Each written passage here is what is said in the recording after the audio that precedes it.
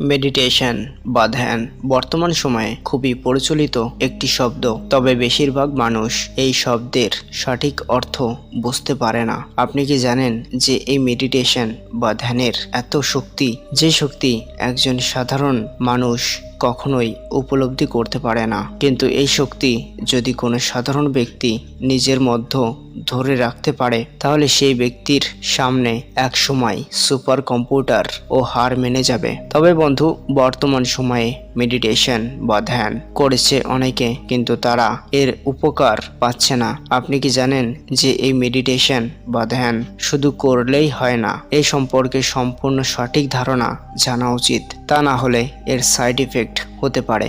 যেমন দেখা গেল আপনি দীর্ঘদিন এই ধ্যান করে যাচ্ছেন কিন্তু এর কোনো উপকার পাচ্ছেন না, তখন আপনার এটা বুঝতে হবে আপনি যে নিয়ম অনুযায়ী ধ্যান করছেন সেটা সঠিক নিয়ম নয়। তাই বন্ধু, আজকে আমি আপনাদেরকে ধ্যান করার সঠিক 10টি নিয়মের কথা বলতে চলেছি। এই 10টি নিয়ম আপনি যদি সঠিকভাবে ফলো করতে পারেন, তাহলে আপনি খুবই অল্প সময়ে আপনি আপনার ধ্যান যাত্রাকে অনেকটাই এগিয়ে নিয়ে যেতে পারবেন। কিন্তু এই 10টি নিয়ম প্রথমে আপনাকে সঠিকভাবে বুঝতে হবে, তাহলে আপনি এর সঠিক ফল পেতে পারবেন। তো এখন চলুন এই 10টি নিয়ম সম্পর্কে জেনে নেওয়া যাক। নাম্বার 1, প্রস্তুতি পদ্ধতি। আপনি মেডিটেশন শুরু করার আগে নিজেকে একটু রিল্যাক্স করে নিন, কারণ মেডিটেশন করার আগে সবথেকে গুরুত্বপূর্ণ বিষয় হচ্ছে নিজের মনকে একটু রিল্যাক্স বা শান্ত করে নেওয়া। এর পেছনের প্রধান কারণ হলো আপনার মন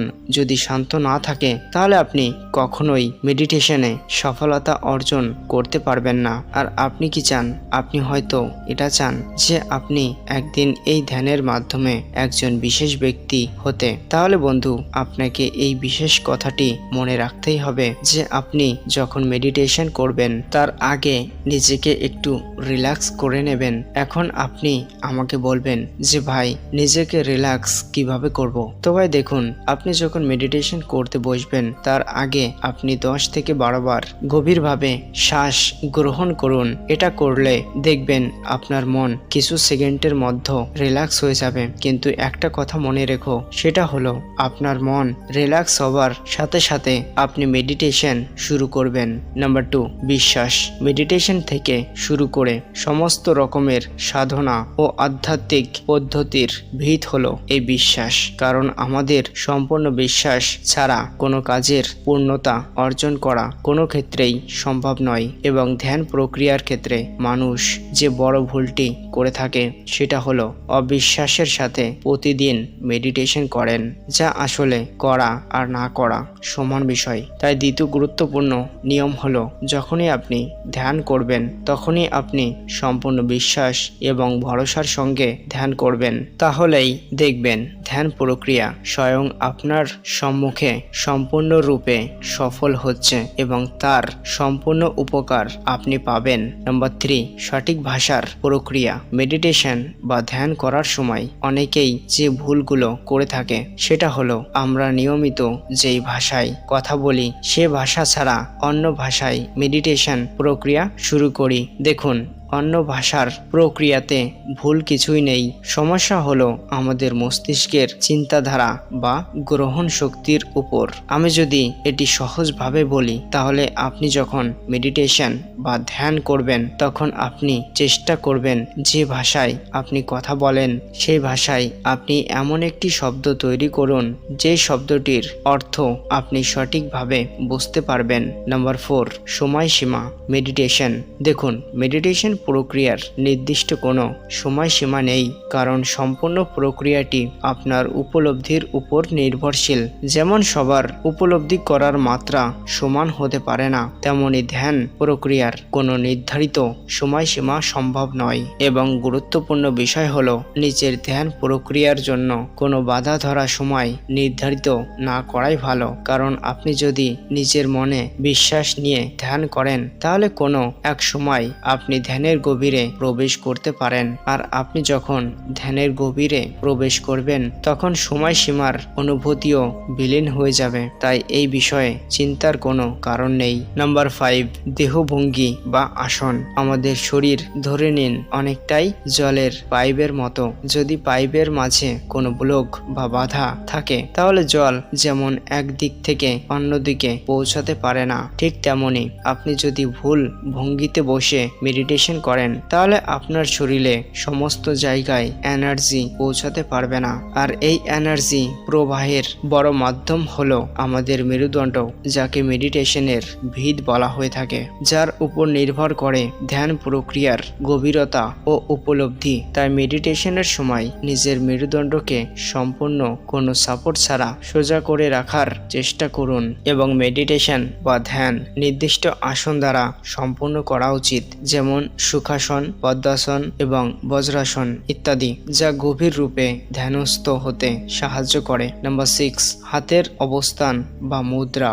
ধ্যানের সময় আমাদের হাত বিশেষ গুরুত্বপূর্ণ ভূমিকা পালন করে থাকে। এটা অনেকেই জানেন না হয়তো, যার ফলে একটি বড় ভুল করে বসে। কারণ আমাদের হাত বা হাতের ভঙ্গি আমাদের শরীরের বিভিন্ন এনার্জি সিস্টেমকে অ্যাক্টিভ করতে সক্ষম এবং সঠিক ভঙ্গির দ্বারা আমাদের ধ্যানের গভীরতাকে দ্বিগুণ করা সম্ভব হয়ে থাকে। সঠিক নিয়ম অনুযায়ী মেডিটেশনের সময় নিজের হাতকে ধ্যান বা জ্ঞান মুদ্রায় রাখা উচিত। এতে নিঃশ্বাস প্রশ্বাস ব্যালেন্স হয় ও শরীরের মধ্যে সঠিকভাবে এনার্জি প্রবাহিত হতে পারে। নাম্বার 7, অনুভব বা অনুভূতি। ধ্যান বা মেডিটেশন কোনো কাল্পনিক বা দৈব কোনো জগতের অনুভূতি প্রাপ্তি নয়। মেডিটেশনের মূল লক্ষ্য বর্তমান ও অভ্যন্তরীণ বাস্তবিক স্থিতিকে অনুভব করাই স্বয়ং সম্পূর্ণ প্রচেষ্টা পদ্ধতি। তাই বাস্তবিক জীবনের বাহিরে কাল্পনিক কিছুর অনুভব প্রচেষ্টা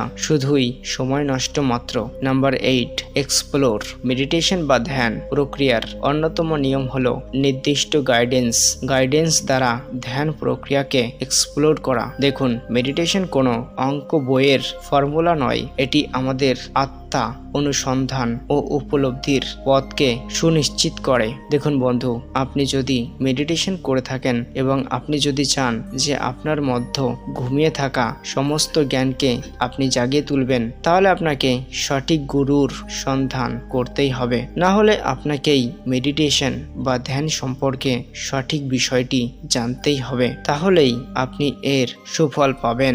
দেখুন, মেডিটেশনের প্রথম স্তর যেমন শেখা, তেমনি এর দ্বিতীয় স্তরটি এক্সপ্লোর করা, ভয় না পাওয়া। কারণ সত্যকে উপলব্ধি করার জন্য আমাদের কাছে সময় খুবই সীমিত।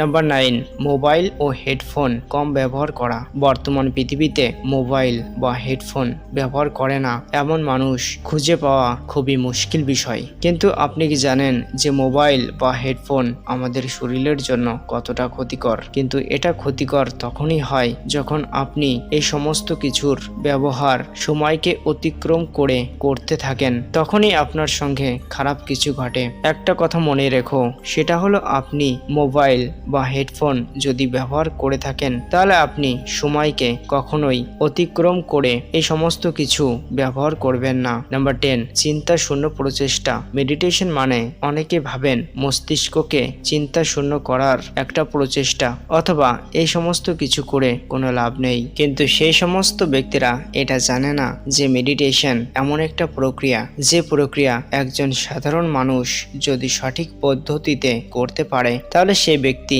অসম্ভবকে সম্ভব করতে পারবে খুবই অনায়াসে। দেখুন বন্ধু, মেডিটেশন হলো একটি দিশা যা আমাদেরকে সঠিক পথে চলতে সাহায্য করে। তো এই ছিল আজকের ভিডিওটি সম্পূর্ণ দেখার জন্য আপনাকে অনেক অনেক ধন্যবাদ।